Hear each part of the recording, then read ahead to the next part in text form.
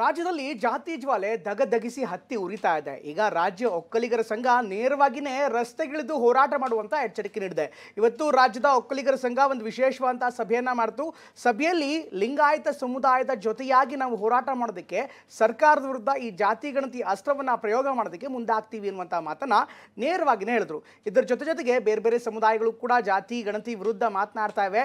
ಇಷ್ಟೆಲ್ಲ ಆಗ್ತಾ ಇದ್ರೂ ಕೂಡ ಈಗ OBC ಸಮುದಾಯ ಅಥವಾ ಹಿಂದುಳಿದ ಸಮುದಾಯಗಳ ಒಕ್ಕೂಟ ಏನಿದೆ ಅದು ಕೂಡ ನೇರವಾಗಿ ಸವಾಲಾಗ್ತಾ ಇದೆ. ಯಾರು ಏನೇ ಹೇಳಿದ್ರು, ಯಾರು ಏನೇ ಹೋರಾಟ ಮಾಡಿದ್ರು, ಈ ಒಂದು ವರದಿ ಸರಿಯಾಗಿದೆ, ಈ ವರದಿಯನ್ನು ಯಾರ್ಯಾರು ತಿರಸ್ಕಾರ ಮಾಡ್ತಾರೋ ಅವರೆಲ್ಲರಿಗೂ ಕೂಡ ಮುಂದಿನ ಚುನಾವಣೆಯಲ್ಲಿ ಪಾಠ ಕಲಿಸ್ತೀವಿ ಅನ್ನುವಂಥ ಮಾತನ್ನು ಹೇಳ್ತಿದೆ.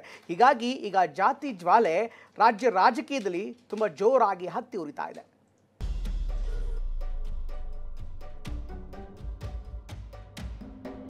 ಯಾವುದೇ ಕಾರಣಕ್ಕೂ ಇದನ್ನ ಜಾರಿ ತರಬಾರದು. ಹೌದು, ಈ ಏನಾದ್ರು ವರದಿ ಜಾರಿ ಮಾಡಿದ್ರೆ ಈ ಸರ್ಕಾರ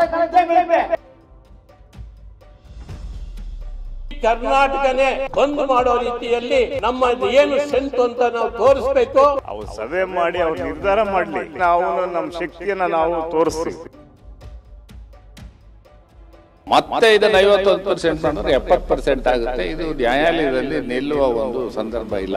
ರಾಜಕೀಯ ಮುಖಂಡರುಗಳನ್ನ ಇದನ್ನ ವಿರೋಧಿಸ್ತಾರೆ ಅಂತವ್ರಿಗೆ ಮುಂದಿನ ದಿನಗಳಲ್ಲಿ ಪಾಠ ಕಲಿಸ್ತೀವಿ.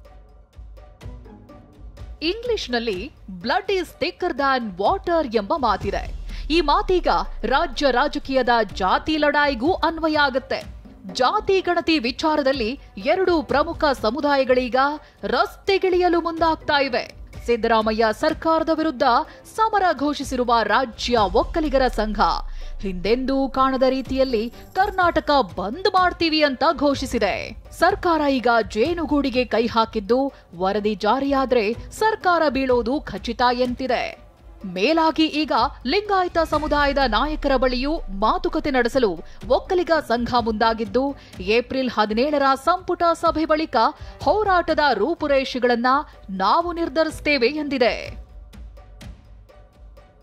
ಈ ಒಂದು ಇದನ್ನ ಜಾರಿಗೆ ತರೋದೇ ಆದ್ರೆ ನಮ್ಮ ಜನಾಂಗ, ಲಿಂಗಾಯತರ ಜನಾಂಗ, ವೀರಶೈವರು ಮತ್ತೆ ಎಲ್ಲ ಯಾರ್ಯಾವ ಜನಾಂಗಕ್ಕೆ ಅನ್ಯಾಯ ಆಗಿದೆಯೋ ಎಲ್ಲ ಜನಾಂಗದವರು ಈಗಾಗಲೇ ನಮ್ಮನ್ನ ಏನು ಒಂದು ಫೋನ್ ಕರೆಯಲ್ಲಿ ಮಾತನಾಡಿಕೊಂಡು ನಾವೆಲ್ಲ ಒಂದಾಗಬೇಕು, ನಾವೆಲ್ಲ ಹೋರಾಟ ಮಾಡಬೇಕು, ಇಡೀ ಕರ್ನಾಟಕನೇ ನಾವು ಒಂದು ಬಂದ್ ಮಾಡೋ ರೀತಿಯಲ್ಲಿ ಹೋರಾಟ ಮಾಡಿ ನಮ್ಮ ಏನು ಸ್ಟ್ರೆಂತ್ ಅಂತ ನಾವು ತೋರಿಸ್ಬೇಕು. ಈ ಜನಾಂಗ ಎದ್ದು ನಿಂತಾಗ ಸರ್ಕಾರ ಉಳಿಸಂತ ಉದಾಹರಣೆಗಳಿದೆ. ಆ ಕೆಲಸ ಈ ಸಂಘ ಮಾಡ್ತದೆ. ಮುಂದಕ್ಕೆ ಹೀಗೆ ಶಿವಕುಮಾರ್ಗಲ್ಲ, ಈ ಸಂಘ ಏನು ಈ ಸರ್ಕಾರ ಮುಖ್ಯಮಂತ್ರಿಗೆ ಕೊಡ್ತ ಸಂದೇಶ. ಹೌದು, ಈ ಏನಾದ್ರು ವರದಿ ಜಾರಿ ಮಾಡಿದ್ರೆ ಈ ಸರ್ಕಾರ ಬಿದ್ದೇ ಬೀಳುತ್ತೆ. ಯಾವುದೇ ಕಾರಣಕ್ಕೆ ಈ ಸರ್ಕಾರ ಉಳಿಯಲ್ಲ. ಒಕ್ಕಲಿಗರ ಸಂಘದ ಸಭೆಯಲ್ಲಿ ಚರ್ಚೆಯಾದ ಇನ್ಸೈಡ್ ಮಾಹಿತಿಯನ್ನ ನಾವು ನಿಮಗೆ ಹೇಳ್ತೀವಿ ಕೇಳಿ. ಒಕ್ಕಲಿಗರ ಸಂಘದ ಸಭೆಯಲ್ಲಿ ಸರ್ಕಾರದ ಜಾತಿ ಗಣತಿಯನ್ನ ಒಪ್ಪದೇ ಇರಲು ನಿರ್ಧರಿಸಲಾಗಿದ್ದು ಸಮುದಾಯದ ಜನಸಂಖ್ಯೆಯನ್ನ ಭಾರೀ ಪ್ರಮಾಣದಲ್ಲಿ ಕಡಿಮೆ ತೋರಿಸಲಾಗಿದೆ ಎಂದು ಆಕ್ಷೇಪ ವ್ಯಕ್ತವಾಗ್ತಿದೆ.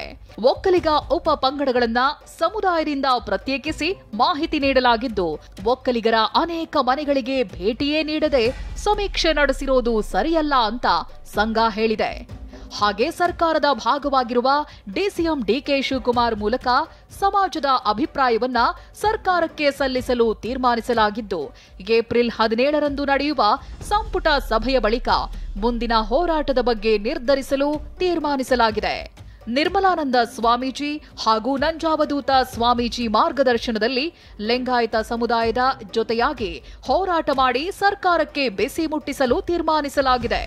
ಸಮಾಜ ಪ್ರಭಾವಿಗಳ ಮೂಲಕ ಜಾಗೃತಿಯ ಜೊತೆಗೆ ಅಗತ್ಯ ಬಿದ್ದರೆ ಕಾನೂನು ಹೋರಾಟಕ್ಕೂ ಚಿಂತಿಸಲಾಗಿದೆ. ಇನ್ನು ಕಾನೂನು ತಜ್ಞ ಹಾಗೂ ಅಖಿಲ ಭಾರತ ಬ್ರಾಹ್ಮಣ ಮಹಾಸಭಾ ಮಾಜಿ ಅಧ್ಯಕ್ಷ ಅಶೋಕ್ ಹಾರನಹಳ್ಳಿ ಸಹ ಜಾತಿ ಗಣತಿಯನ್ನ ಪ್ರಶ್ನೆ ಮಾಡಿದ್ದು ನ್ಯಾಯಾಲಯದಲ್ಲಿ ಈ ವರದಿ ಅಸಿಂಧುವಾಗಲಿದೆ, ಸಮಾಜದಲ್ಲಿ ದ್ವೇಷ ಭಾವನೆ ಹೆಚ್ಚಾಗಲಿದ್ದು ಜಾತಿಗಳು ಹೊಡೆದಾಡಿಕೊಳ್ಳಲಿವೆ ಎಂದು ಎಚ್ಚರಿಸಿದ್ದಾರೆ.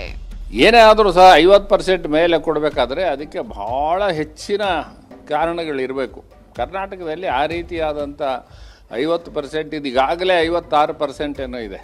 ಮೊನ್ನೆ ತಾನೇ STಗಳು ಜಾಸ್ತಿ ಮಾಡಿದ್ದಾರೆ. ಮತ್ತೆ ಇದನ್ನು 51% ಮಾಡಿದ್ರೆ 70% ಆಗುತ್ತೆ. ಇದು ನ್ಯಾಯಾಲಯದಲ್ಲಿ ನಿಲ್ಲುವ ಒಂದು ಸಂದರ್ಭ ಇಲ್ಲ.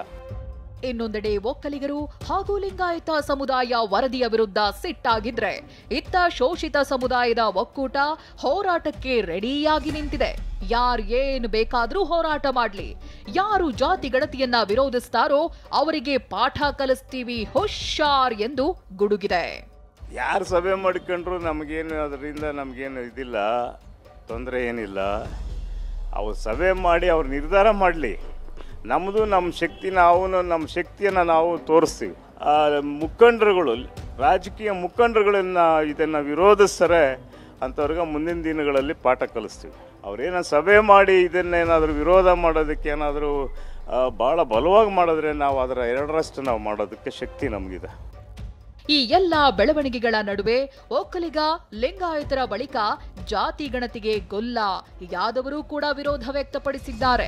ಗೊಲ್ಲ ಸಮುದಾಯದ ಸಂಖ್ಯೆ 30 ಲಕ್ಷಕ್ಕಿಂತ ಹೆಚ್ಚಿದೆ. ಗೊಲ್ಲರು ಅತಿ ಹಿಂದುಳಿದ ವರ್ಗದಲ್ಲಿದ್ದಾರೆ. ಜಾತಿ ಗಣತಿ ವರದಿಯಲ್ಲಿ ಯಾದವರನ್ನ ಪ್ರವರ್ಗ 1Bಗೆ ಸೇರಿಸಲಾಗಿದೆ. ಗೊಲ್ಲ ಮತ್ತು ಯಾದವರನ್ನ ಬೇರ್ಪಡಿಸಿರುವುದಕ್ಕೆ ವಿರೋಧ ವ್ಯಕ್ತವಾಗ್ತಿದೆ. ಒಂದ್ ಕಡೆ ಒಕ್ಕಲಿಗ, ಮತ್ತೊಂದ್ ಕಡೆ ಲಿಂಗಾಯತರ ವಿರೋಧ ಸರ್ಕಾರಕ್ಕೆ ಬಿಸಿ ತುಪ್ಪವಾಗಿದೆ. ಪ್ರಸನ್ನ ಜೊತೆ ಪ್ರಮೋದ್, TV9 ಬೆಂಗಳೂರು.